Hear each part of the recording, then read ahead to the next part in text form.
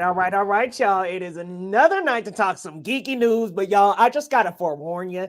If you see me just kind of like this tonight, just know, unfortunately, it might be because my Denver Nuggets might not pull this off. I'm hoping we are close. We are in this.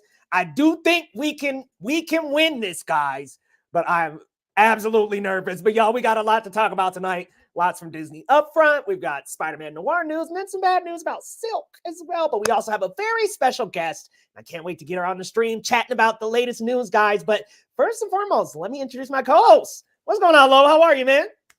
Good evening, sir. Woo-saw. I believe in you guys, but hey, the stakes are high, and I know how playoff basketball is, man. So may the force be with you and your nuggies. I appreciate that, man. We had our avalanche go out yesterday, so I need the Nuggets to make it, man. I mean, dragging this out to Game 7 has made this incredibly crazy. But you know what? If we can win this, that's all that matters. But next co-host, Ileana, what's going on? How are you?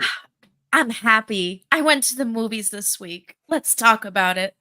About time. When's the last time you went to the movies? It's embarrassing. I think it had been like a good month since I had been to the actual proper theater. Wow. Absolutely embarrassing, revolting. But we're moving on and made up for it. I saw 2 movies this week at the theater. Ooh, what did you Get see? into it.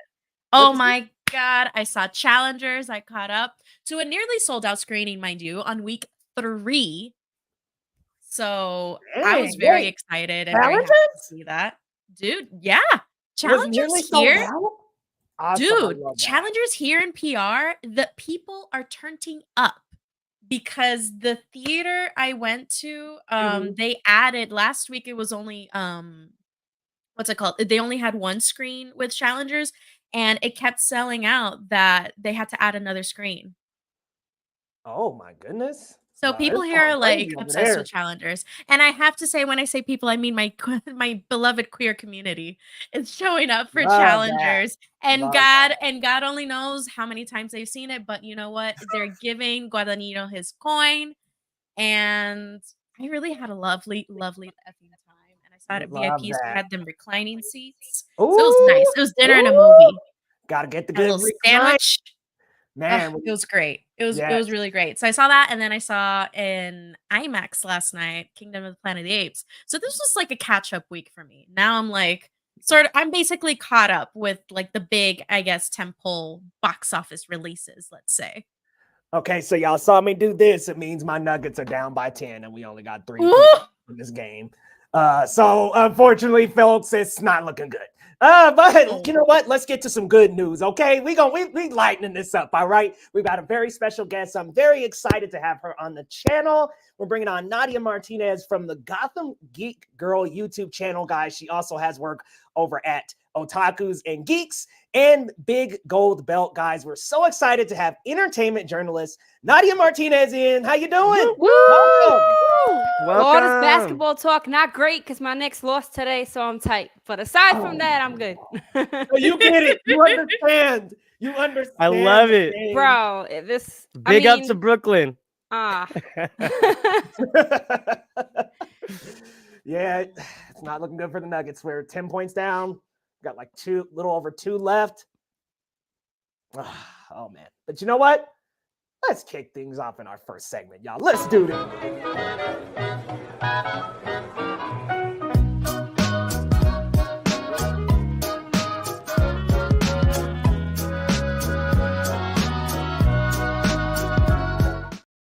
Y'all, we've got some movies and shows to talk about this week. Y'all let us know what movies and shows you've been watching down in the comments, guys.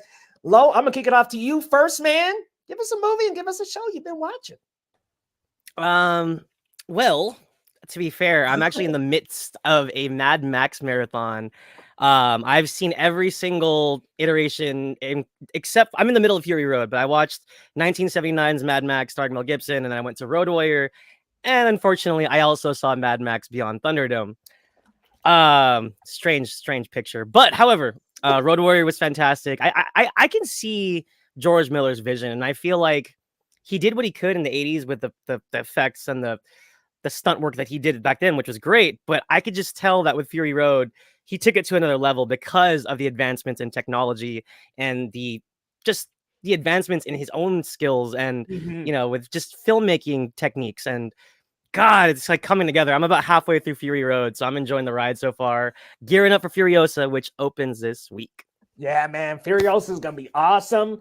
Already hearing very good things about it too. I mean, after that second trailer dropped, especially the visuals looked like they had improved a lot after that second trailer. I'm really looking forward to it. Nadia, let us know what you've been watching this week. Give us a movie and a show. Yeah. So I don't know if you guys heard of Sugar. It's on Apple TV, starring Colin Farrell. Yeah, it's really cool. It's like a contemporary, unique take on like the private like detective story and like Hollywood noir, but it's modern. So it's like taking place now. It's pretty cool. But it basically has a lot of like flashbacks and like moments because he's a film buff himself. So there's so many things that like will basically like honor like movies, like black and white movies and like all these old like classics. So like film buffs will absolutely love this series. I will say it takes like an very like unexpected turn, but I think it's a pretty interesting show that a lot of people should check out, especially like for film buffs.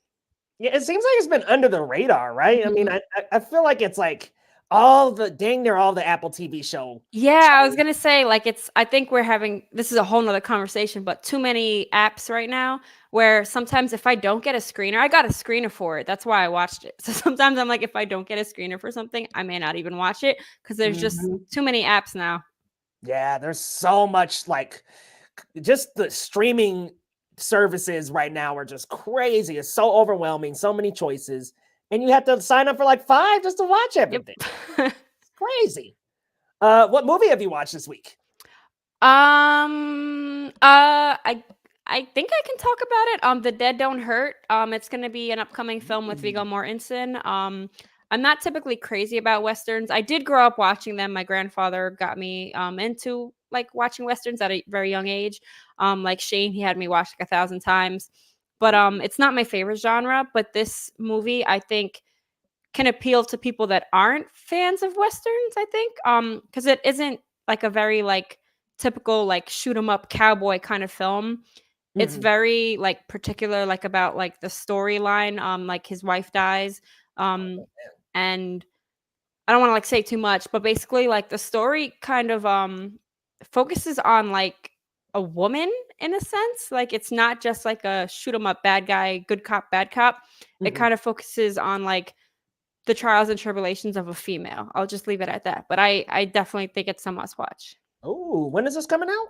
That's a good question. I think next month. Okay. No, 2 weeks. That's the one with Vicky Krieps, right? Yes. Okay, yeah. I got an invite to that, but I'm in PR. So I was like, well, you'll have fun. You'll have fun in Manhattan. But yeah, it looks really interesting. So I'm happy to hear that it's watchable.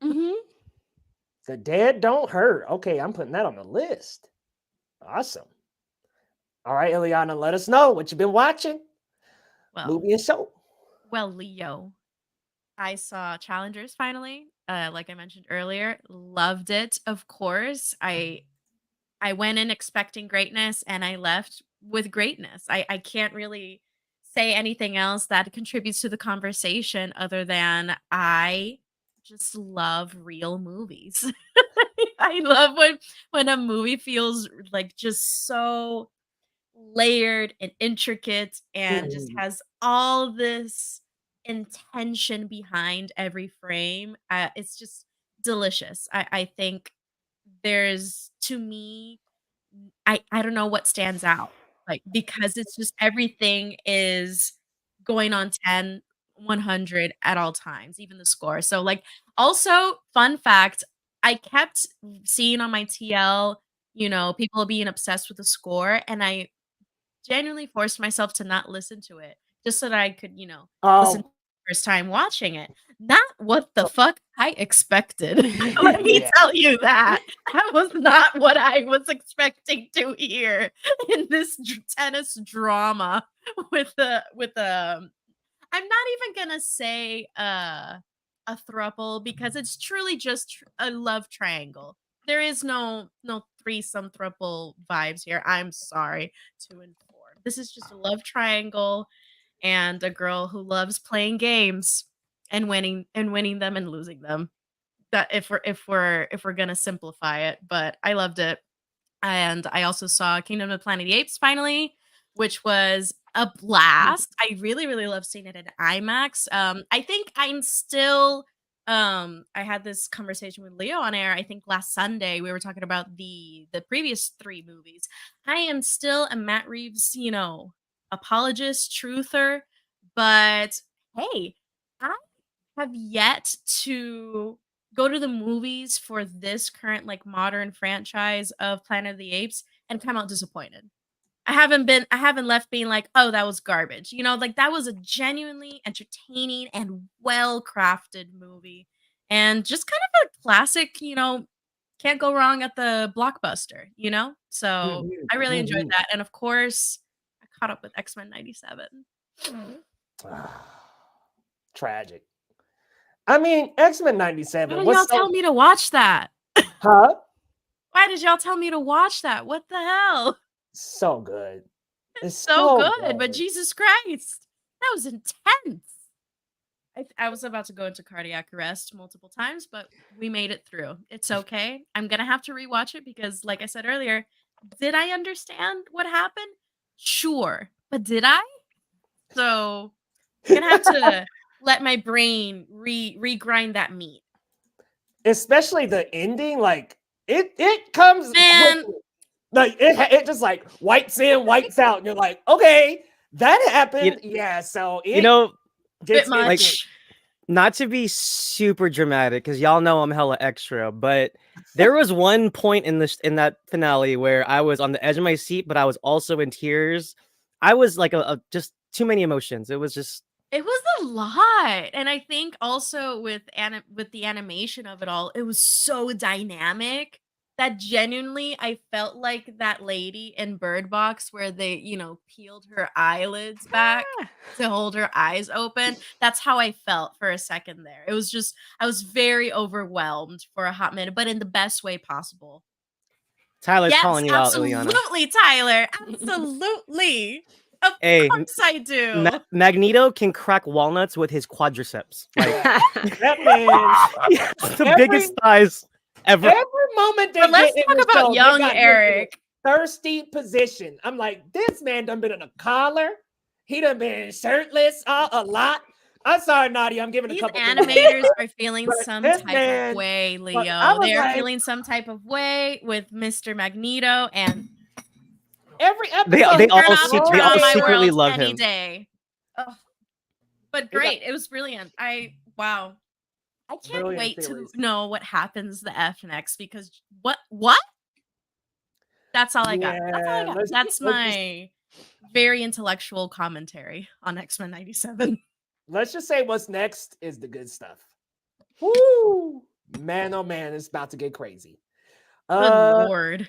Planet of the Apes, though, really, really great return to this franchise. Oh, yeah. Honestly, like you were saying, Ileana, there's not a single installment in this franchise I'm like, I didn't really like. No, I liked all of them, man.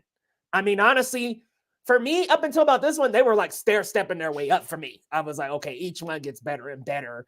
And then this one, it's not that it was like a sharp decline or anything. It just, I would say the Caesar trilogy is a little stronger, but I feel like this is building up to something so huge. Like the implications at the end of this movie. What's that? This one's more like stable, but plateauing in an interesting way. Until we get to that end, I'm like, listen, they building up to really having that tension back for the war. We're getting that war back. The humans that got the technology. Whoo, y'all, it's getting crazy. Yeah, and also, I think it's definitely going to step up. Yes. Hats off to Owen Teague because, what big shoes to fill to you can't replace Andy Serkis, right? But his character of Noah, really sold me. I love his village, his clan, Eagle Clan, rise up. So I was loving that, and I think that if it wasn't for that, this wouldn't have worked. But Owen Teague's doing a great job. It's one of those things. They managed to hook us in again with that emotional attachment, with those characters, with those ape characters. This is a good pair of shows here from iHeart Movies, X-Men 97 and Percy Jackson. I think that's 2 shows. Did y'all That's a watch good Percy? Disney Plus combo. I still gotta watch Percy Jackson. I got bored So after good. episode 2 or 3. I was like, I think it was like 3 or 4. I forgot, but I gave up very early. I was like, these kids get through too much way too fast. They had no struggle. I was like, this is boring me. It was just everything was easy for them. I gave up. Yeah, it sounded like things were a little too convenient, huh? Yeah. Yeah, I think it's just me being a book fan. This is me reliving my childhood. This is my Harry Potter moment. But yeah, I'm excited for sure. What? I said it's about time because that movie was not good. Talk about that. She said we don't talk about that. Oh, yes. But yeah, I the thing is that The Lightning Thief is actually the weakest book. Like each book does like step up and get better. So I enjoy The Lightning Thief, but it is a necessary evil to get to the good stuff, like you said with X-Men. Oh man, and the Nuggets have officially lost. So the Oh my God. Both got burnt today. So again, pack it up. We're literally packing it up. We're at home. We're staying home, y'all. So, oh man. But you know what? We blitzed into the show without actually asking you, Nadia. Tell us a little bit about Gotham Geek Girl and what you do over on your channel. Oh yeah. So where do I start? All right. So before I started studying like writing and journalism, I was actually an art student. I graduated from FIT in 2010. And I interned at Marvel. Like comics are like my thing. But I do a lot of like comic book content, reviews, movie reviews, like junkets and like interviews and stuff. But comics and movies are like my passion. That's your passion. My passion. Yes. You're in the right place. Oh yeah. I saw your Godzilla X Kong review. Didn't quite like, huh? Nah. I feel like especially coming off of like -1 and like other better movies. I don't know. It was a bummer for me. I feel like it looked like visually stunning. It was beautiful. The colors were like really pretty, like the pinks and the blues. But it was just a lot of like wasted time for me. I feel like we didn't really get much screen time of Godzilla, ironically. He was like sleeping in he cameoed in his own movie. Yeah, he cameoed in his own movie. Yes. And it was just like this whole like whole build up, and then the end fight was like 5 seconds long, and it was very like underwhelming. We just went boom, beginning, end, and that last fight. Quick. But it was worth the price of admission to see King Kong use the baby ape as a baseball bat. Oh, I like that. I could not stop laughing in the theater. I had to like walk out. I was like uncontrollable. I was like, let me go in the hallway before I piss somebody off. Like I could not stop laughing. It was hilarious when he just picks him up and stops him around. Like I'm like, oh my gosh. And then you look at the baby ape's face. He's like, oh. Come along for the ride, Jesus. Anyways, but yeah, not a great movie. Not a great movie. Just a silly one. Yeah, very silly. Very silly. All right, y'all. We're gonna get into our next segment here.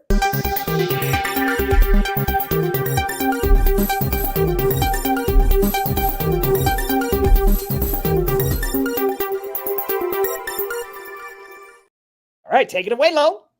All right. Let's check that box office pulse. And whoa, surprise, surprise. John Krasinski's If dethrones the Apes with a decent 35 million domestic haul.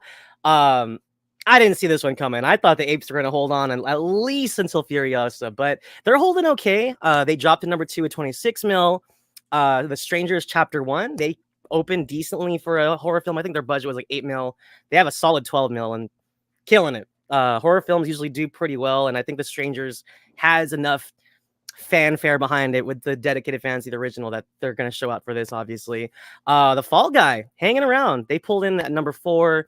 Challengers rounded out the top 5. They're hanging on by a thread. They just hit digital, so I don't think they're going to top out too much more. But to your point, Ileana, I think that the little subtle legs that Challengers had is very surprising. I think my only concern is that budget was like 55 mil. So they still got a lot of work to do to really make some money back. But yeah, they're doing much better than I expected. chugging And along. wow, yeah, exactly. And yeah, Fall Guys hopeless. They're not gonna make their budget back, but they, people are watching. There's people out there watching Ryan Gosling That's and crazy. Emily. People are watching, and they just spent way too much money on this. Exactly. Like they probably, if they could have that's got it it. under 100 mil, they would be fine. But inflated budget. But people are here to see the yearning between Ryan Gosling and Emily Blunt. And I still heard people going to movies last week to see freaking Fall Guy. And I'm like, what the hell? Why are you still going? No, and I'm gonna be honest. Like, I mean, I saw it week 2, and my theater was pretty full. It's just, again, the budget was way too inflated, so they kind of shot themselves in the foot. So, but yeah, this is a huge win for John Krasinski. Shouts out. I'm gonna be honest. Nothing against Imaginary Friends or just kid family films. This didn't really intrigue me, but you know what? It's making a killing. Let me throw this down to our guest, Miss Nadia. Are you surprised by this showing? Because I didn't see this coming. Yeah, back to Fall Guy. I got to see that at CinemaCon and I absolutely loved it. I had a blast with it, and I'm kind of like annoyed that it's not doing so great. I don't know, there's been a lot of like arguments around it where like people are like, well, it's super expensive to go to the movies now, so I have to pick and choose when I want to go. And there's just so many different like sides of this argument, because people are saying like, well, it didn't make box office yet, and like people are already bashing it, or people are saying I'm not going to see it if it's not making these numbers, and like just all these different arguments people are having all over Twitter. But I feel like I had a lot of fun with that movie. I thought it hit all the points. Like the romance was great, the comedy was great, and it really showed like love to stunt performers, which we rarely see in movies. Like they even had the scenes where they showed the real stuntmen for this movie. So I had a lot of fun with it, and they even like made a joke about the exposition, and like I really appreciated that, because there was a point where I was like, all right, this movie feels a little long, but it made like fun of itself. So I feel like it really hit all the points for me. So ironically, that was one of my favorite movies of these movies. Back to the other ones, I really loved Kingdom of the Planet of the Apes. We were talking about that. I thought the whole premise of it going years, like generations into the future, was super like interesting, and made, I don't know, I think it made it like more intriguing to see, because like we don't want the same consistent story, and this is kind of pulling it in a new direction that we didn't necessarily expect. And the apes were actually the focus, not the humans. Like the girl was barely in it, but she still wasn't like, the main focus. I thought that made me more excited to return to this franchise in the first place. I have not seen If, similar what you just said, it doesn't really, not to say like appeal to me, but it's not made for me. I'm not the target market for it. So I'm not going to, if I see it, I see it, but I'm not going to say like, don't see it, it's corny. Like, no, like it looks super cute. It's John Krasinski, it's Ryan Reynolds. It's probably a fun movie. And then Strangers, I really did not like it. I like the original, and I felt like this was a pointless reboot of a movie that was made not even what was it? Not even like 15 years ago, not even yet. So I feel like Barely, maybe Gen Z just missed it. I don't know, whatever the next generation is called, but I feel like it was in 2008. This movie did not need to be remade unless they were going to bring something new to it. And I think they kind of failed at that, because all it did was basically copy and paste the film and just add a little modern context. It made it into like an Airbnb. And then like I was super pissed because the girl was literally FaceTiming her friend all the way in Greece. And like weird things already started happening. And you didn't think to like warn your friend, like, girl, get my location right now. like something. Like none of them were smart enough to do anything like that. The boyfriend left her alone after some strange person came to your door. Like they just did like too many things where I'm like, it's 2024. This is not gonna pass. So yeah, that's my spiel. I was gonna say, I mean, again, no offense to the franchise, but I've heard a lot of pretty negative things from people I trust about this new Strangers. So, we'll see. It's already made its budget back, so obviously people like to go see horror movies, whether it's good or not. Leo, would you have put money that If would have taken #1 in the box office this weekend? Would you have made that bet? No, because it felt like there was just no conversation happening with If. I just didn't feel any sort of like big push to get to theaters for this one. I don't know. Like it was very strange for a bit there. So I don't know. If I didn't expect it to get that high. I thought Kingdom of the Planet of the Apes was gonna ride like a 3-week high. To be honest with y'all, I thought that was coming for like 3-4 weeks. No, not quite. So definitely a surprise there. I've heard the same thing about The Strangers. I've heard it's not good. It's just a straight remake, and it's like, come on, take some creative liberties, make the characters smarter. Yeah. Like, make it make more sense. Sounds like maybe that could be a skip. Challengers, glad to see small films actually making a big impact, getting people back into the movie theaters. Like, I know we talk back and forth about the movie theater experience and how it's not the same as pre-pandemic, but it's nice to see small movies like Challengers do so well. I'm glad to see that one doing well still. And man, I just want to say what's up to everybody in the chat. We haven't really been interacting as much, but what's y'all? Oh my god! But let me just run down the list. I mean, Novice Cinephile, what's up, Mike? G Colby, Tyler's in the chat, Chris is in the chat. We got Ruthie here. Gang's all here. I Heart, what's up, man? Good to see you. Didge pulling in. Oh, I was saying my thing was tweaking, but yeah, welcome, Ruthie. Welcome, Didge. Good to see you, man. Oh yeah, Nick's lost. I was going to say all of our fan bases, my Warriors, Leo's Nuggies, your Knicks. We're all at home now, so it is what it is. But really quick before we move on, Miss Ileana, do you have any takeaways from this wild box office this weekend? The movies are back. Hey, for real. Hey, honestly, that's 3 double-digit million films. That's not bad. Compared to like 2 weeks ago. Depending on where you're at.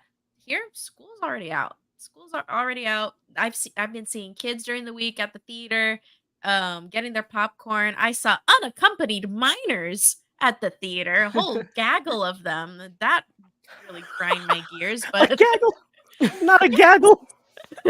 A whole gaggle. And no, you know what pissed me off? These were rich kids. These were kids with money to spend. Mommy and daddy dropped the whole, I don't know, 8 of them off, 12-year-olds at the movie theater, at this nice VIP movie theater. And they went to go see Kingdom of the Planet of the Apes because they wouldn't shut up about it. They're like, we're going to go see Los Monos. Yeah, okay, cool. I just can't get over the fact that you're referring to these rich kids as geese. Yes, of course. Why not?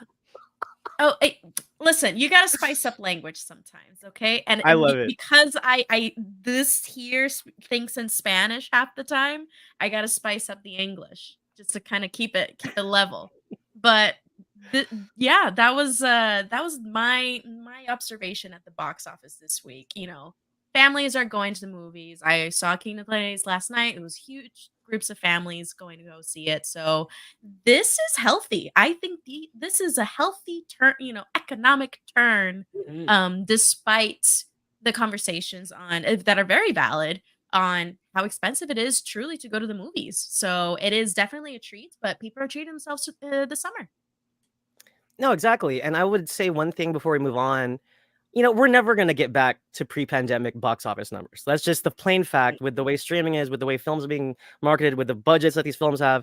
We're just never going to get right back to where we were with what was it, Leo? Where we had $4 or $5 billion films in 1 year, something like that. 2019 run. That 2019 was insane. $1 billion. Damn. Right. So we're never going to get back there. But with this, you got double-digit millions for Kingdom of the Planet of the Apes, Strangers. That's nice to see. Whether or not you like either of those films, it's just nice to see people coming back to the cinema. So I wanted to highlight some comments real quick on Fall Guy. We got Laser chiming in saying the Fall Guys hitting digital in 2 days, flopping really badly and won't even make 150 million worldwide. Yikes! I didn't know it was going to digital. Dude, 160. And then that's hard to Christopher make Mark, money. Fall Guy needed a better story and more romantic stuff. Oh, I liked the Fall Guy. I didn't want more romance. I thought the romance was enough. I liked their chemistry though. Yeah, their chemistry. Hey, what was it when he was crying in the car and she was like, "Are you listening to Taylor Swift?" Ryan Gosling is great at He's that, isn't he? perfect. His face, I was just like, He's oh my god. perfect. Anyways, I thought it was great. I thought it was fun.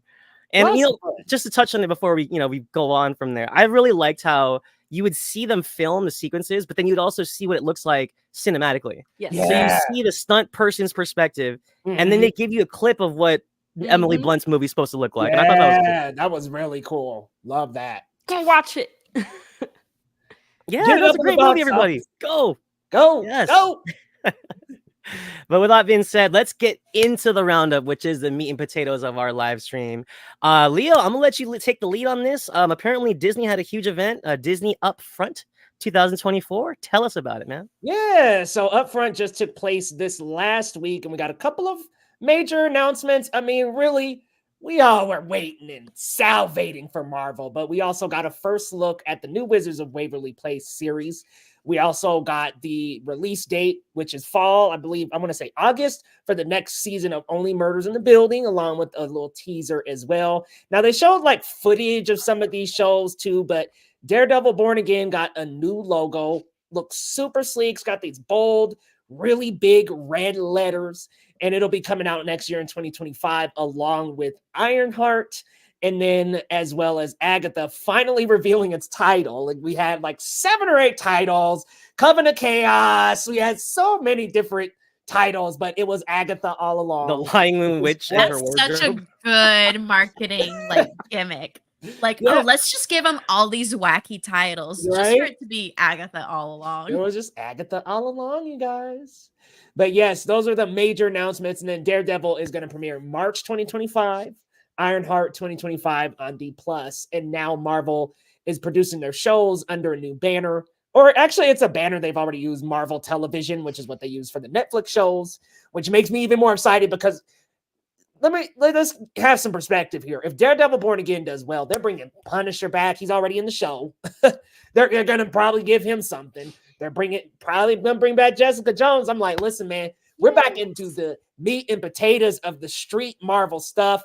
Super excited for that. But yeah, those are all the major announcements. There are a couple more. ESPN had a big part of the Disney Upfront, but other than that, the Marvel stuff was the biggest attraction. And oh yeah, and Melissa McCarthy's going to be in Only Murder season 4. For those who were super hyped for that.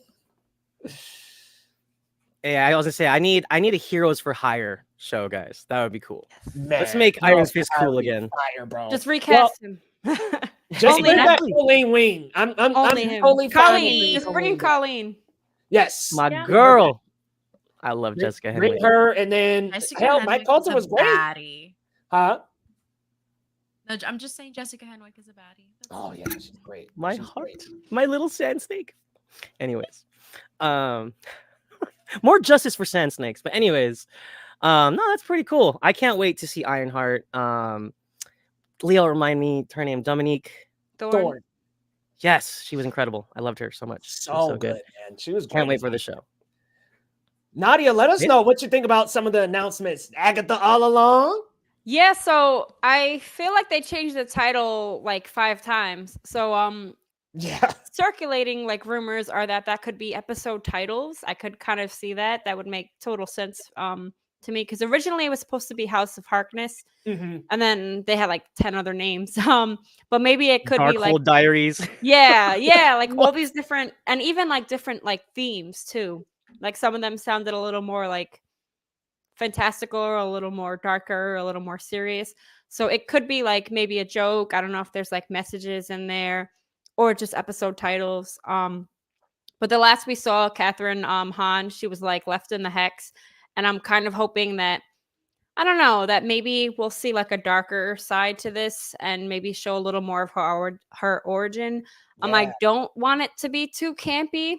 I think that's my biggest like gripe with like Disney Plus. Like I liked the beginning of WandaVision a lot. I really liked the direction they were going with it. And then they start to get like a little too cheesy, campy, and make stupid decisions like what they did with Quicksilver. I absolutely hated that. So I just hope that this doesn't become too much of a joke. Like I like Catherine Hahn, she's funny, but I don't think she needs her own series unless this is going to tie in to a bigger picture and have a point, and bring in Mephisto, which is rumored to be Sacha Baron Cohen, which is great. But I'm just like, what are they doing? Because Disney Plus is all over the place. Remember when we were all scrambling week by week, like, that's Mephisto. Yeah. Oh my. And then we didn't get it. Time. And then what's funny is we thought he would appear in Loki. It never ended. We were like, where's Mephisto? Like, oh my. That was insane. That era was very strange. You remember there was like a fly on a wall in one episode? Yeah. Mephisto, guys. And we're like, there's a dark hole, Mephisto. But yeah, it's exciting news. I can't wait. I think the Marvel television show market is going to be bright. But we'll see. It'll be happening very soon. Ooh, good question here from Christopher. Did they ever talk about Wonder Man? No. It got canceled, no? I thought it was still filming last I saw. Maybe it did get scrapped. I don't know. I haven't heard anything about it for probably a month or so. I mean, just one more thing. I am happy that they mentioned, because I've been saying this for like 5 years, quality over quantity, because I will shit on Disney Plus every second I get, because I'm not going to say Marvel Netflix was perfect. It absolutely was not. But I felt like it had quality storytelling and it had a lot of like meat to it. There was a perfect amount of episodes. Disney Plus is 6 episodes. It's not enough to establish any story. I don't care what you say. They were not written as miniseries. They were written as a television show, and you'll get to like episode 5 and nothing happened. And then they're going to rush, like finally introduce a villain in episode 6. And then like, that's it. I had a complaint about almost every series on Disney Plus except Miss Marvel, which is ironic because I prefer mature content like The Punisher, Daredevil, but I absolutely loved Miss Marvel. I felt like it was perfect. Like she was so like entertaining and like so natural. She was perfectly cast. I just forgot her name for a second, but yes, but I loved her. She was like authentic, and like I'm like, if we were like a kid in that situation, that would be all of us. Yes, and she was just so natural. She was like I would say this generation's Peter Parker. Like she's a natural, and she was so much fun. You don't have to be from her ethnicity to enjoy her series. Like anyone can relate, even if you're not from New Jersey or her ethnicity. She was so much fun to watch, and it was good storytelling. There was good action, good effects, a good villain. I just thought overall it was the strongest show, which is ironic because, like I said, I prefer violence. And like I'll touch on like Moon Knight really quick. I hated Moon Knight because nothing happened on screen. Everything happened off screen. You never saw blood. It was bullshit. Yeah. I was like, if Marvel Netflix handled it, I would have loved it because it would have felt more like The Punisher. We would have gotten some real like shit. But I felt like I was watching Barney, and I did not enjoy it. Yeah, I hated Moon Knight. I absolutely hated Moon Knight. But also, to your point, 6 episodes was not enough for what they were trying to do. Yeah, they rushed the whole thing. 100%. Well, Secret Invasion. That's terrible. Secret Invasion. I was like, this is too good of a cast for y'all to be doing this. Exactly. Like seriously, for y'all to be sliding this low in quality is terrible. But one thing I'll say about Moon Knight is I like most of it, but the biggest middle finger of Moon Knight was, I think it was episode 3 where he was about to battle and it just like blacks out and he beats all those guys. I was like, why are we doing this? Like, show me Moon Knight taking these guys out. Because the trailer made it seem like it was going to be like their answer to Batman. This dude's running through rooftops in the trailers and all that. I'm like, this is Moon Knight, bro. And the first episode, I'll say, delivered. Like the first episode when he's beating down that damn demon or whatever at the end, I'm like, yo, this dude is fighting gargoyles. And then it just didn't really get to that level until the end. So that's why I'm like, they better not fuck up Daredevil. I'm glad they did that overhaul because doing the overhaul allowed them to gain some vision. Man, they had movie execs making these shows. It's like, nah, you can't get a TV showrunner in here. Get a show Bible on this thing. And pay your writers. Yeah, pay your writers. Absolutely. Well, let's go to a completely different realm of the stratosphere here. Wicked released a brand new trailer. Ileana, have you seen this trailer and are you excited for Wicked? Oh, yes, I Yes, me too. And I'm obsessed. It was adorable. I may not have been a theater kid, but I wanted to be a theater kid. Isn't that sad? I was like, I want to be as cringe as them. That was me, but I just didn't. But I think this is, man, John M. Chu, the director that you are, I think he is a silly little guy who just loves silly little musicals and knows how to make them so joyous and fun for the people who actually like these musicals. Because I'm sorry, if you like it or you don't, like, we shouldn't have to, like, dumb it down or scale back on the musicality of it all just to make it more, appealing to a mass audience. Like, just stick to the script, stick to the theme, and go all in. Because when you want to make something a musical, and I think we talked about this with Joker 2, if it's actually going to be a musical, I need you to commit to the bit.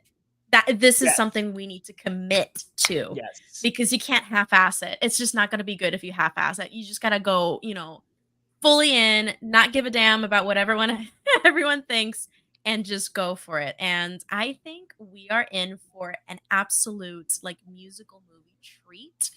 I really like the trailer. I do agree that it is a little long, and I would have liked to have seen a little less. Mm-hmm. But considering that, I'm pretty sure they spent a good chunk of change on this movie. They're wanting to appeal to that fan base that has spanned decades for this musical. And I think they're going to be able to do it. Oh, yeah. I was very genuinely surprised by what I saw, but I agree with Tyler. It was hella long, and they showed a lot more than I wanted to see. But hey, Jeff Goldblum, I love it. But yeah, Leo, we were talking about this pre-show, man. I think you're on board with us for Wicked, yeah? I'm on board, but woof, that trailer was long, y'all. I was watching that trailer. I was like, well, let me kick back and just go to sleep for a minute, because Jesus thing. But I really love the singing, the visuals in this trailer, like getting to see more of that. It reeled me in, guys. Full perspective. I haven't seen the musical. I really want to see it. Haven't seen the Broadway show, but man, if I can get the chance to see it before seeing the movie, I really will try. But it looks good. It looks very entertaining. I love the voices. The singing looks good. The first trailer that they dropped during the Super Bowl, I was like, ooh, be real, y'all. Look a little cheap to me. But this one, I think, looks a lot better. Even the green skin looks better, because I was like, maybe they did a little touching up, because to me, that first one, it looked so bright. I was like, I don't know, y'all. It's giving cheap B-movie type of vibes. But now that we got this trailer, it looks very, very fun. You got the legend Michelle Yeoh in this. You got Jeff Goldblum in this. Also, Erivo and Grande. I mean, this is just a stacked up cast full of so many people. And the singing gonna be off the chain with these two. I mean, oh yeah. Tony Award winner Cynthia Erivo. Hello. Right. Yeah. Tony Award winner. And what got me too, Leo, is in this particular trailer, we had some really good wide shots of these grand set pieces, these colorful fields. And I feel like we touched on it in the Super Bowl one, but like you said, I think maybe they weren't quite done with it. And now it's popping off the screen a lot better. Even just the screenshot here, it's just this vivid, nice green. It looks great, man. So let me ask you, Nadia, because you're from New York. So did you ever get to see the Wicked Broadway musical? So a lot of musical people might hate me. I don't like musicals. I did see like, when I was a kid on trips like Beauty and the Beast, Phantom of the Opera, Spamalot. I did see like a couple. But I don't know, musicals don't really grab me. But I will say this movie looks beautiful, and I do really, really, really, really want to see it. I think the cast is phenomenal. Leo just touched it.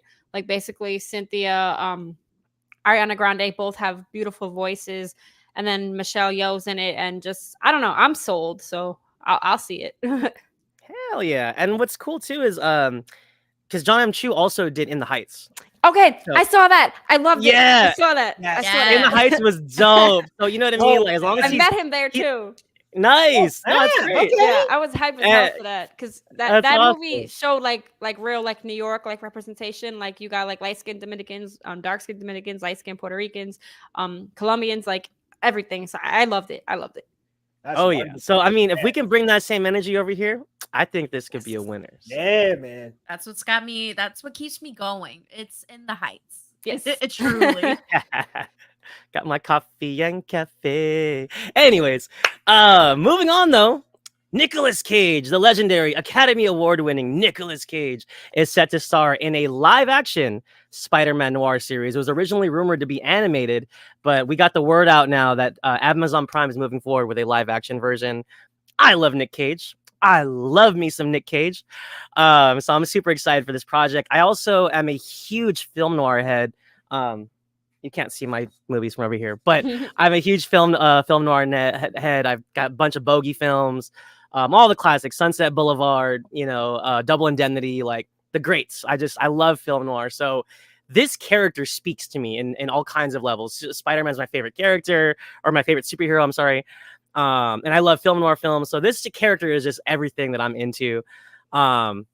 But yeah, let's throw this down to Nadia really quick. Did you see the Into the Spider-Verse films? And how do you feel about a live action version of Spider-Man Noir? Well, hell yes, Miles is Puerto Rican, but no, I fucking love Spider-Man. But no, I'm a big Noir fan too. I'm hype as hell for this. It's gonna be 1930s, like private investigator. Wondering if it's gonna have like Sin City vibes. Pretty super excited if they're gonna keep it like black and white and make it a little darker because his story's a lot darker than like typical Peter Parker, and it's like during the Great Depression. So are we going to see a lot of elements that we don't typically see like in superhero films? And then are we going to see like the Spider Army and like other characters maybe from like Spider-Verse incorporated in like a Noir version? And then he's like more of a vigilante in this, and he like uses a gun and does like parkour. So I'm like super excited to see like how they're going to film this instead of like focusing on like web slinging, if we're going to see some really cool like parkour like stunts and stuff. But I just feel like with the trench coat, I mean, just throw that on Cage, man. He's gonna be fine. He's gonna look badass. He's probably gonna need a good stunt double because he's getting a little old. But I think it'll be fine. Leo, our other resident Spider fan in the building, man. How pumped are you for this?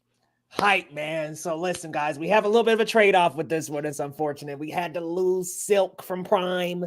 Really wanted to see that one. Upset to see that one go, but I'm very happy for this. Getting Nick Cage involved as well. I'm just very excited. I feel that Spider-Verse like changed not only Spider-Man on the big screen, but also animation. I mean, it was just a revolutionary new animation style, and it really changed how superhero animation has become such a dominant force right now. I mean, X-Men 97 is going. I don't know if everybody here is caught up on Invincible, but the last seasons, yeah, you too. Okay, Nadia, the last couple seasons of Invincible, these 2 seasons have been great, in my opinion. And yeah, we're getting more Spider-Man content. I can't complain, man. I'm excited for the black and white. I'm very hyped, man. I want to see, like you were saying, Nadia, I want to see some more Spider-Verse characters too. Give us some more Spider people. We only got little glimpses of all these different Spider. The fact that we had Spider Rex pop up in Spider-Verse 2, I love it. Like, I would love maybe 1 or 2 cameos from some Spider-Verse characters. It'd be great. Oh, speaking of cameo too, I wonder if we're gonna get a different, because the Vulture is different in this universe. But if they would bring back Keaton as like a version of this Vulture, I'm curious what they'll do. Oh my God, those 2 versus screen together. Oh, so good. Miss Ileana, what's your hype meter on Nick Cage? I love Spider-Man Noir. I love Nick Cage. I think that's nothing new for a sane person. But what really intrigues me is not only obviously how we're gonna see this translate to live action. I would assume it's gonna be in black and white. How are we gonna stylize it a little bit? Oh, we lost Leo. So I think it's gonna be interesting. I don't know what the first thing that came into my head was this is gonna be a Mandalorian situation where we got a different guy in the suit and Nick Cage is really just the voice actor. or there's just a stunt guy in the suit, and Nick Cage just kind of unmasks here and there, and we're just mostly hearing him because at least in Spider-Verse we never really see Spider-Man Noir without the mask. Not that we've had any reason to, but that's kind of my curiosity with this. So definitely, I'm pretty hype. I think this has potential to be really good. Amazon Prime has been killing it for me recently. Like Fallout is incredible. Their animation, obviously, with Invincible and Legend of Vox Machina, Mighty Nine coming soon. So I think Prime is really getting there with being consistent with the original shows that they're putting out. So definitely something to look out for. So I'm really glad that you. Oh, go ahead, Leo. Go ahead. Oh, I wanted to say as well, this almost gives us a little bit of a clue that we'll see a live action universe in the next Spider-Verse movie. Because if we're going to see this, are we going to do a live action Spider-Verse movie or universe next movie? I don't know, y'all. Seems like that's been a rumor for a little while. So maybe. I mean, we did get a tease of it because we got Donald Glover in the last one. Prowler. That was awesome. Yep. That was awesome. And then we also got the cashier from Venom, the Asian lady. Exactly. That was pretty fun. So live action universes are still acknowledged in this, multiverse soup. Yeah. I would say I'm not a Cowboys fan, but welcome. Hi, Cowboys fan. What's going on, Cowboys fan? But really quick, Ileana, you were talking about how Amazon Prime is doing well with their shows and stuff, and that's great. I think there's a point there, but this news was really odd to me. The Silk series that they were trying to develop went through 3 different versions before it got scrapped, and apparently they wanted less Silk in a show about Silk, something like that. That was just like one of the weirdest stories I've ever heard. And I don't know if you guys heard about this, but I'm gonna just let anybody sound off here. Anybody could just kind of speak their mind about this. I think this is so strange. Was it going to be animated or live action? I think it was going to be animated. It had a live action version. Yeah, I don't think they should do live action, but they should still do an animation. Yeah. Well, apparently they're shopping it to other places now, other platforms. They're shopping the series, but it's Netflix. Just so weird how they couldn't get it right. I think Netflix will swipe this up because they already have a deal with Sony. They need more content. That'd be perfect. Into the superhero game. There you go. You don't have to dig too far into the Spider-Man hole, but if you have something, hey. Oh, great. and also, Leo, do you remember the news that came out a couple months ago about Silk? Where the reason why they kept scrapping it was, I guess, execs were saying they wanted it to cater more to boys or something like that. And it's like, dude, what? It's a girl superhero, and you. Oh, tomato. That's what I'm saying. That's what I'm saying. It's such I don't like it, man. Let the and girlies make it good writing something. and good action, though. Like, it doesn't have to be like a male or female thing. Like, only girls can watch it because it's a female character. Make her a badass character, and people will watch it. Exactly. Good storytelling, people will watch it. Yeah. Unless it's like a fragile man. So I'm looking at this and I'm like, all right. It makes me wonder about Prime's library because I'm like, okay, do they have a female fronted show? Was that their concern? It's like this would be a great entry into that. Like, get a badass female superhero. What the heck? This is super weird. I don't know. I mean, they got Gen V. And yeah, which is you could say this still is female front. That's female fronted, yeah. And was it Fallout? And it's great. Numbers, so but I was just looking at them sketchy, like, why y'all don't got no?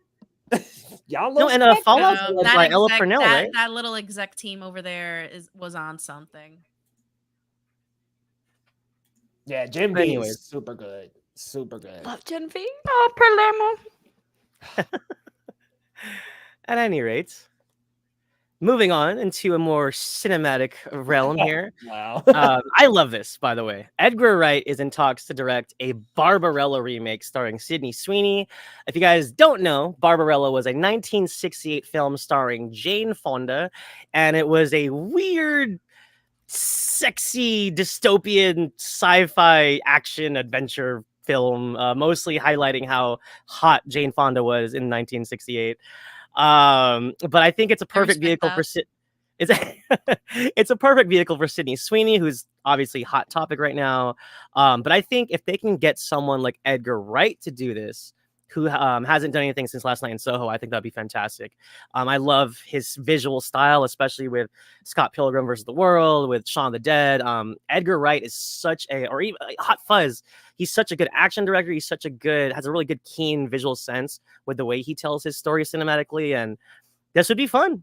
I'll admit, Barbarella is a very campy B movie type of 1960s fare, but I figure if you get somebody like Edgar Wright, he could play with that, but also modernize it and also make it entertaining. So, look, Leo, I know you're not the biggest Sydney Sweeney fan, man, but I mean, how do you feel about this kind of project? Do you think if we get Edgar Wright, do you think this will be worth watching?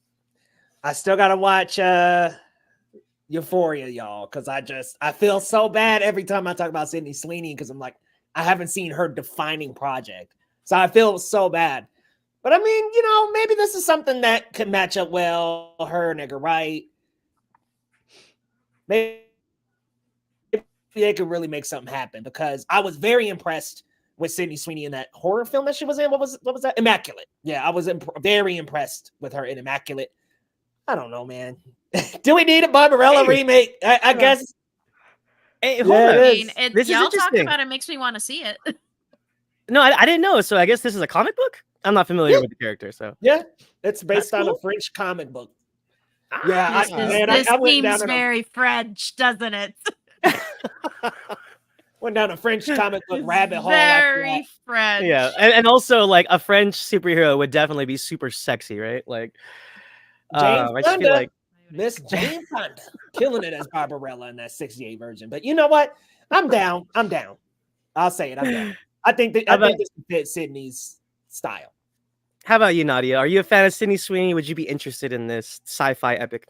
Not really. I feel like some things like are good for an era, like 80s corny movies. Some of them like don't translate well to modern film. And then like if this is like 60s, is this going to be like Austin Powers, like camp, or are they going to make it modern? Like how are they going to make things translate now, like her outfit and stuff? Like where is this taking place?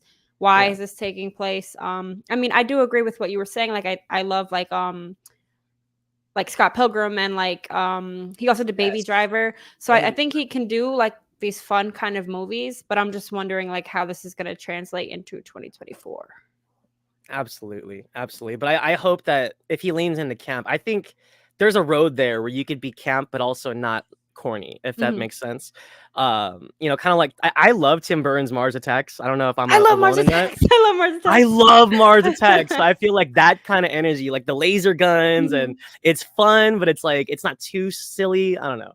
I think that'd be kind of cool. You just got to find that right balance, I think. Ileana, thoughts on Barbarella? Is this needed? Who asked for this movie? Nobody, but you know what? Nobody. Why do I need to ask for something for it to be good? We can just be given things. It's just a fun little treat. So I think this is one of those moments where like nobody asked for it, but we could. What if we don't know what we want until we have it? Right. So I think this is definitely a fun project. I would, and this is just my personal opinion, given like the context y'all have been talking about with this story.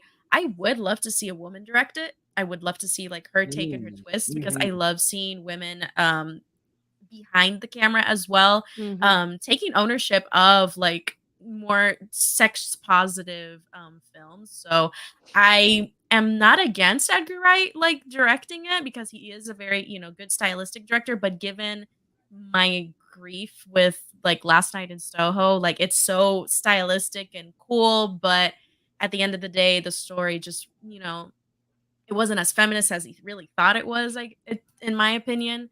So that's kind of like my one like little ick with Edgar Wright taking on like a story like this. I think this is something that would go really, really well in hand with a female director. And if it's sci-fi, if it's camp, if it's funky, give it to Julia Ducournau. But I was gonna say Titan. Give it to Ducournau. If you want to be French, give it to Ducournau. But it also sounds like she's gonna make it real fucked up, because I'm still not over Titan. You might as well make it good. But real quick, what's up, Real James? Welcome to the chat. What up, James? Thank you so much for messaging me after the game, man. It was a disappointment, man. It's a disappointment. Cowboys fans think hot take. He thinks Sweeney's overrated. I'm agreeing with this Cowboys fan. I don't agree with your team, but no. I'm not gonna hold you, man. But I'm kind of like in the middle. I haven't seen enough of her to judge her yet. But this is interesting. I think Nicholas Winding Refn and Robert Rodriguez also tried to do this a long time ago, and I feel like whether it's male or female, I think a grindhouse type of energy would be needed here. Because I love Planet Terror by Robert Rodriguez, and of course Quentin Tarantino did Death Proof. And I feel like that kind of vibe would be appropriate for a story like this. But who knows? This is all speculation so far. So, all right, y'all. And to close out the night, Max reveals its first teaser for Dune Prophecy.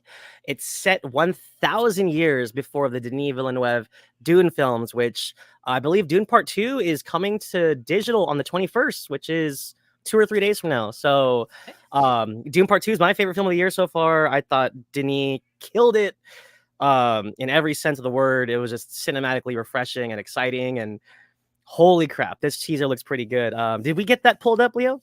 I think it's 10,000 years before Atreides, before Paul. Oh shoot, even further. Oh wow. Yeah, it's insane. You know what else? Add a zero there. What else dropped? House of the Dragon. Ooh wee. Leo's like, yeah, but you know what? Actually, That old House of the Dragon. Oh my mic. Anyways, Are you all watching House of the Dragon? Yes. I'm actually gonna binge House of the Dragon right before season 2. Even though the end of Game of Thrones was terrible, I love House of the Dragon. Yeah, House of the Dragon just is like such a redeeming factor for Game of Thrones, because that last season.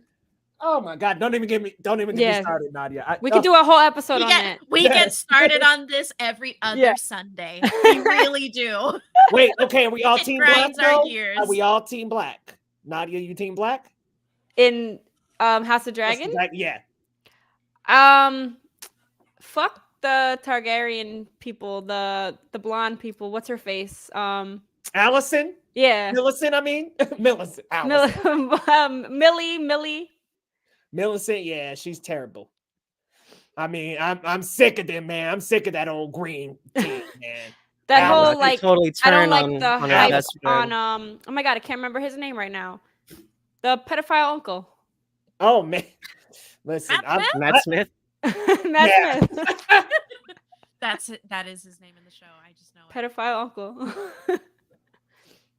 All right, let me bring up Dune Prophecy, y'all. Sorry, I went on a tire tangent. No, you're good. I was like, why are we talking about House of the Dragon? Oh, it's brilliant because he's like, anyways, something good. So Damien, I'm just telling you, Damien was a mess because you want to be team black, but he's a goddamn mess. Okay, I'm sorry. Let me You're good, dude. Get him. I was just like, did I pull up the wrong slide? Like, what? All right, Dune Prophecy. I'll just start gaslighting low on air. Y'all hear that? 10,000 years before the birth of Paul Atreides, 10,000, my bad. the universe would know us as the Bene Gesserit. We founded a sisterhood. Assigned to the great houses to help them sift truth from lies. We created a network of influence throughout the Imperium. But power comes with a price. A sister on the throne. Nothing is more important. And this is the marriage that makes it possible. This is us playing God, and we will be judged for it. Hearken.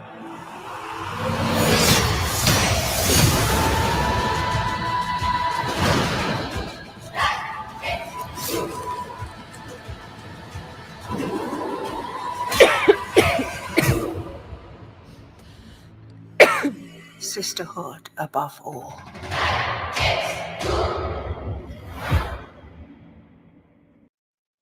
Hell yeah.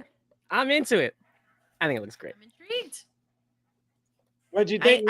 It's got potential. I think obviously separating itself from the Villeneuve Villeneuve films is step one, but I think just from the teaser, you know, it's definitely got some, you know, you could tell HBO is longing for that we're never going to find the next Game of Thrones, but they're always longing for that sexy, exciting, thrilling kind of show. And I think there's a lot to dig into here, especially with the Bene Gesserit, which I think the Denis Villeneuve films did a good job of masking the mystery of what they do behind the shadows. But I think it's really interesting that we're going to get a series focusing on their mythology and their, like, whatever, their laws and their culture, you know, so to say, of their coven of whatever it is, because they're like witches, some of them, right? And they have the voice, and there's so many interesting things about the Bene Gesserit. So I'm excited. I think this is cool, and I'm a huge fan of the Dune films as well. So I can't wait. Yeah, I don't know, y'all. There's something's not grabbing me. I hate to be that dude because I really love Dune Part 2. Something's not grabbing me here. And I hope I'm wrong because something just kind of got me a little like, I don't know. And which is weird because I loved Raised by Wolves. So it's not the fact that this is like a deep sci-fi or anything, but I was just like, I don't know. I'm just not as grabbed by this teaser. Maybe it's just me. The effects look good. Fair. I don't know. I'm just kind of, I thought it was okay. What'd you think, Nadia? I think it looks awesome. I am not familiar with the Frank Herbert novel, so I don't know if there are novels based on like prequel type mythology, unless I don't know if this is new, so forgive me if I'm wrong. I guess I can agree with like both sides. Like if this is just like, it doesn't feel like a cash grab to me though. It does feel like it might tie into the lore, like it said 10,000 years before Paul Atreides. So I would like to know like the history of the whole like finagling that these people were doing behind the scenes in Dune 2, like to kind of understand that. So I don't mind it. So I don't know if this is written in the novels, but I'm still pretty interested. And I saw Mark Strong, and he's going to be playing an emperor, and I absolutely love him. So I'm hyped.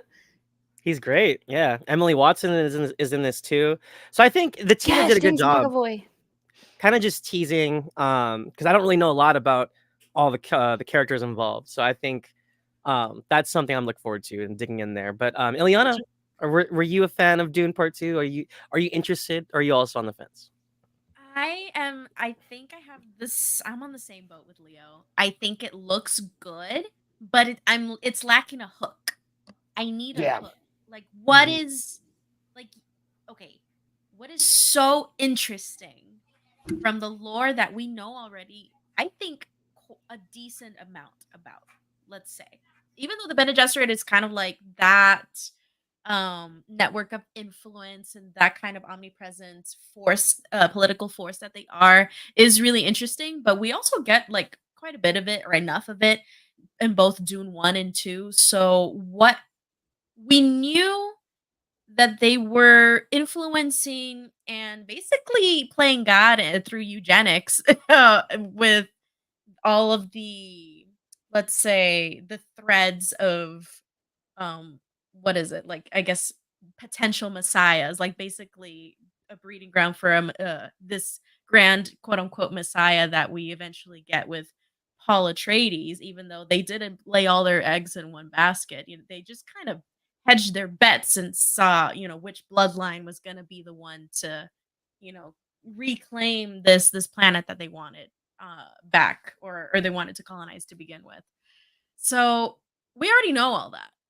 What more could we know? What more could there be? But then again, you know, if it's more of a political drama and a political intrigue, like Game of Thrones used to be, in this, you know, sci-fi fantasy setting, it has potential to be interesting, but I'm really not seeing that with this trailer in particular. I do like that it looks, you know, as cinematic in quality as, you know, the Villeneuve movies. So it has potential.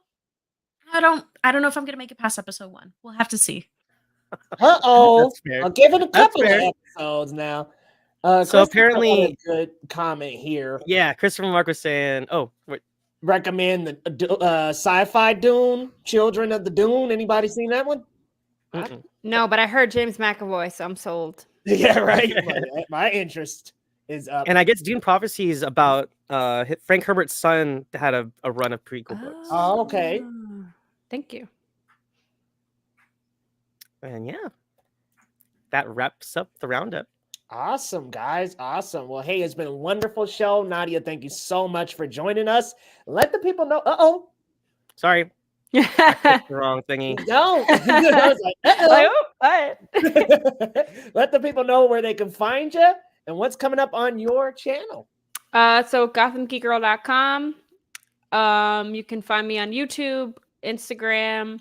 I write for a couple of other sites. I don't really know TikTok, so not as much on TikTok, but YouTube and GothamGeekGirl.com and Instagram for sure. Coming up, I have my review for Furiosa. Seeing that in 40X tomorrow too, so I'm pretty excited for that. Yeah, I think that's gonna be a fun one for 40X. What else? And well, San Diego Comic-Con. Oh, sweet. That'll be here before we know it. Yeah, that's right around the corner. You know what? We say it's far out, but it's like, nah, we'll get to that so quickly. Thank you so much for joining us this evening. It's been great having you. This was a lot of fun.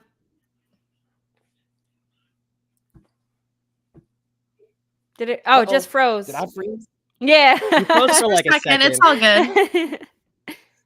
Awesome. Well, thank you so much for coming. Below, let us know where the people can find you, what you got coming up. You can follow me on Twitter or Letterboxd at Marcellus Durden. Proud editor, reviewer, critic for The Cinema Spot. Follow us on all socials at The Cinema Spot and thecinemasspot.com. I finally got out of my writing funk. I just released a review for Kingdom of the Planet of the Apes. Yes. So that just went up. And I will also be seeing Furiosa this week. I don't think I'm covering it. I believe one of my other counterparts is covering it, but check that out. Keep an eye out for that review on thecinemasspot.com and on all socials at The Cinema Spot. Awesome, man. Yeah, Furiosa is going to be furiously good. I sure hope. I mean, Fury Road was great. I'm excited to see that one. Ileana, what you got coming up and where can the people find you? Well, you can find me at Captain Melendez on Twitter, Letterboxd, and Instagram. And you can catch me here pretty much every Sunday night on Geekly Good Live and the Puerto Rico Critics Association. We got some fun stuff coming up. Wonderful. Well, y'all definitely follow all these brilliant creators and all of their projects, y'all, here on Geekly Goods. On the main channel, we got more Marvel news on your way, guys, as well as a review for Furiosa this week after I see it. Checking it out tomorrow, and y'all, I cannot be more excited. Let's see. Oh, man, those trailers got me hyped, y'all. Ready for more Mad Max. But, y'all, come on back to this channel. The same thing, same time, same place, y'all. And we'll see you next time on Geekly Goods.